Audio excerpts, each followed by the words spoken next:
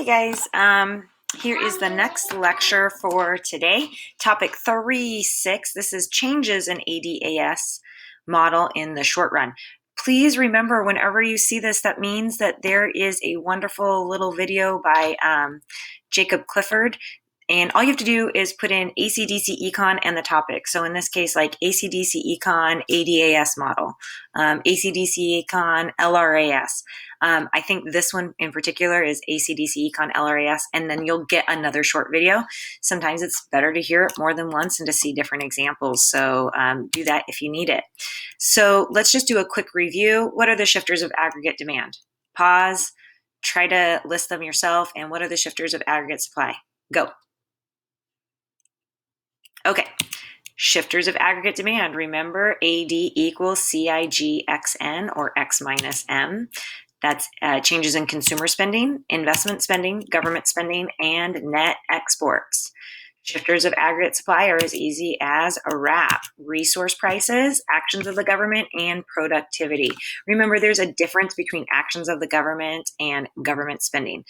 Government spending is never actions of the government. This is all about taxation of businesses, subsidies for businesses, or regulation of businesses. Okay. If there is a negative supply shock of oil, what is going to happen to the price level and output? So think about it, pause if you have to. What do you think is going to change, or how is that going to impact AD or AS on this graph?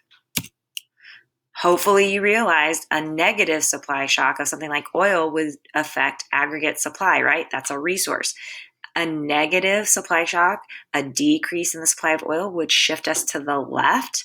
So we have gone from this equilibrium price level and output to this equilibrium price level and output. Again, I would have an arrow probably right here showing the shift to the left, and an arrow up showing that there's an increase in price and a decrease in the quantity. That sounds horrible, and it is. It's called stagflation. It's a stagnant economy plus inflation. No good, not where we want to be. We can also see here, if this has gone down, that means that more people are unemployed. And as we talked about before, if we're looking at this compared to or in relation to LRAS, we are having a negative output gap. We're experiencing a recession. Okay, it's still considered a recessionary gap, right? Here we go. Assume that there's an increase in consumer spending. What happens to the price level and output in the short run? So consumers are spending more. What's going to be impacted first, AD or AS? Hopefully you said AD. That is the first shifter of aggregate demand. So we move to the right. We move from this price level and output to this one here. You can see. So that's an increase in the price level and an increase in the output. Great. Take a moment, pause. I want you to make a chart like this. And we're going to do some practice on the next page. So what you're going to be doing is I'm going to show you on the next page a bunch of different scenarios. You're going to identify if this is aggregate demand or aggregate supply that's being impacted. What the shifter is it going to increase or decrease aggregate demand or aggregate supply? I also want you to think about, is that a rightward shift or a leftward shift, and maybe do an arrow there. Okay, ready? After you've created your chart, here is the practice. So pause, read through these, and try to identify each of those. I'm not going to read through them for you, so pause here. I'm going to get ready to go to the next slide. So pause, and I'm going to move in 3, 2, 1. Here are our answers. This would be a great time to circle or identify ones that you want to go over for our Google Meet so that we can discuss these in person. That way I can go over the ones that you want. Or if you're like, go over all of them, we'll go over all of them live. I just don't know if that's a necessary thing right here yet. Okay, let's talk about some causes of inflation. You've already heard me mention demand pull inflation. This is when aggregate demand is increasing. Demand pulls up the prices. Consumers want goods and services, so they're bidding up the prices. There's so much money out there, they're spending, that it's causing the prices to increase, okay? There's too many dollars chasing too few goods. Then, and you've heard me mention this before, cost push inflation. So this is when short run aggregate supply decreases. So demand pull inflation is going to happen with a shift to the right when aggregate demand increases, and cost push inflation is going to happen when SRAS shifts to the left and decreases. There's higher production costs, and that increases the prices. So remember, we opened with a negative supply shock. So a negative supply shock increases the cost of production, and it actually forces the producers to increase their prices as well. Inflation, another lovely Jacob Clifford video. I believe that this is a really funny one that he actually did in person at my training, so I highly recommend going through it. And I want you to go back and think about that kind of inflation race that we did, where I had you kind of bet on which country, and we went through the simulation, the video simulation that showed like countries' inflation rates. So I think he probably does something like that on here. It's a really good video. There is more practice for you, aggregate demand and supply practice. So I recommend that, and we can discuss and go over this live if you would like as well. Since I don't have hard copies for you of worksheets, I will be providing you a digital copy, and then you can either print it if you have that capability, or you can just kind of copy it on a piece of paper. Okay, let's do some practice questions. Which of the following will most likely occur as a result of an increase in labor productivity in an economy? So people are being more productive.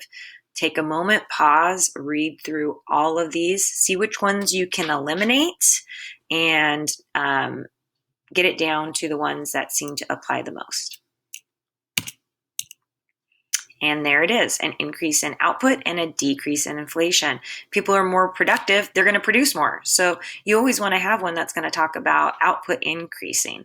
We don't know what's going to be happening with interest rates and investments, so that's one that I would have just ruled out automatically. We're not talking about money, so B and C I would probably just rule out. If they're being more productive, they're going to make more, so they would probably increase exports potentially rather than decrease exports. So that doesn't seem like a good option. And we know that it's not going to be a leftward shift because they're going to be able to produce more. All right, here's another one. So we're looking at a basic ADAS graph. According to the graph above, an increase in aggregate supply will most likely cause income and employment to change in which of the following ways? So if this AS curve shifts to the right, now we're going to be here. Our new equilibrium would be here. What's going to happen to income and employment? Now, it says employment, not unemployment. So what's going to happen? Pause. Read through them. 3, 2, 1. Automatically, I would say, well, employment's going to increase because we've increased our GDP. So I would automatically rule out A and D. And then the other question is what's going to happen to income? Income is probably going to increase as well. Why? Why do you think that is? Why would income increase? More people are working, less people are unemployed. That makes the employment market a little bit more competitive, more friendly to those that are employed to negotiate higher salaries. All right, stagflation is most likely caused by what? Pause. Read through them. 3, 2, 1. Hopefully you ruled out anything that had to do with aggregate demand. We know that this is a supply thing, so you can rule out A and B automatically. And we know stagflation is always a shift to the left of the supply curve. Okay, next, an increase in personal income taxes will most likely cause aggregate demand and aggregate supply. Here's what I know. If personal income taxes increases, I have less disposable income. I am not going to be buying as much. So I can probably eliminate A, B, and E here because my demand is probably going to go down. So now we're just between C and D. Let's see. It's not going to impact supply, right? It doesn't mean that they can supply less, and it's not a shifter of supply, so no change. When firms restructure their operations to decrease production costs, the aggregate supply curve, the price level, real output will change in which of the following ways? So this is one of those questions where it is very wordy and it is very confusing. So you got to break it down. So a firm is restructuring their operations to decrease production costs. So they're trying to make it less expensive to produce. So I think that if it's going to be less expensive to produce, likely what is that going to do to the aggregate supply curve? So think about it for a moment. Which shift do you think it's going to be? And then you can probably rule out some of the others. As soon as you answer this, you in your mind can go, oh, okay, this is the shift that's happening. You're going to be able to see, and you can write it down, jot it down, what's happening to price level and output. I pretty much already, without doing anything, have eliminated 3 answers. There we go. Hopefully you got it. All right, a simultaneous increase in inflation and unemployment could explain by an increase in which of the following? So there's inflation and there's unemployment. What do we call that? Stagflation. So what is going to happen? If there's an increase in consumer spending, that's not going to happen. We haven't really talked about money supply, so I'm not really sure if we want to consider that. If labor productivity is going up, I feel like that would increase your ability to produce. So go ahead. I'm going to pause, let you think it through. Which one do you think it is? 3, 2, 1. Hopefully you realize right away that the thing that's most consistent is that people are expecting prices are going to go up. So inflationary expectations. I am going to be providing you with this worksheet in a digital form soon, but not yet. So don't worry about it just yet. And then you'll do some practice. I'd like you to go ahead and do all the things that I've already listed on Google Classroom today. If possible, like it done by noon tomorrow. So there's 2 lectures and notes. There is a podcast and a discussion I'd like you to do, as well as taking a look at your problem set. And I think that there might be one more thing. I'm not sure. Let's see. In the news, inflation. So go ahead, pause, read through this. When you read this, are we heading for another period of stagflation? Yes or no? What do you think? And again, here is an article about stagflation from the 70s. Go ahead and read that for more information. You can pause. And then here are a couple of questions you should be able to answer based on that article. Okay, that is going to be it for today. I'm going to do a live session shortly at 10:30 just to check in. I'll do another one like probably sometime around 2. Just let me know if you guys need one later in the day. And I can consider doing one this like early evening as well. Stay well, take care of yourself. We'll do a check-in. All the assignments are on Google Classroom as of now, and hopefully I'm keeping you busy without bumming you out. All right, bye.